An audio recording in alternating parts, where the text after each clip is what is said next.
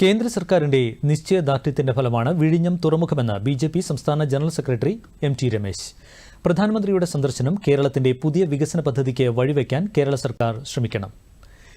കേന്ദ്ര സർക്കാർ കേരളത്തിനു വേണ്ടി ചെയ്ത സമാനതകളില്ലാത്ത പ്രവർത്തനത്തെക്കുറിച്ച് സംസ്ഥാന സർക്കാർ ഓർമ്മിക്കണമെന്നും എം.ടി. രമേശ് പറഞ്ഞു.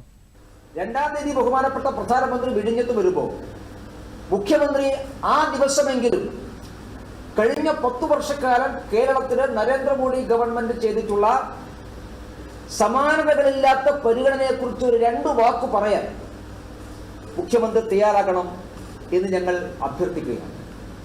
അതല്ലെങ്കിൽ മുഖ്യമന്ത്രി ആവർത്തിക്കുകയാണെങ്കിൽ മുഖ്യമന്ത്രി പരസ്യ സംവാദം തയ്യാറാകണം. നമുക്ക് കണക്കുകൾ വെച്ച് സംസാരിക്കാം. മുഖ്യമന്ത്രിയുടെ കയ്യിലുള്ള കണക്കുകൾ അദ്ദേഹം പറയട്ടെ, കേന്ദ്ര സർക്കാരിന്റെ കയ്യിലുള്ള കണക്കുകൾ ഞങ്ങൾ പറയാം. ഒരു പരസ്യ സംവാദത്തിന് മുഖ്യമന്ത്രി തയ്യാറാകുന്നു. രാഷ്ട്രീയം പറയുന്നത് ഞങ്ങൾക്ക് മനസ്സിലാകും. പക്ഷെ ഒരു മുഖ്യമന്ത്രിയിൽ നിന്ന് കേരളം പ്രതീക്ഷിക്കുന്നത് രാഷ്ട്രീയമല്ല. ഈ രാഷ്ട്രീയം പറയുന്നതാണ് കേരളത്തിന് അർഹതപ്പെട്ട പല പദ്ധതികളും മുടങ്ങിപ്പോകുന്നത്.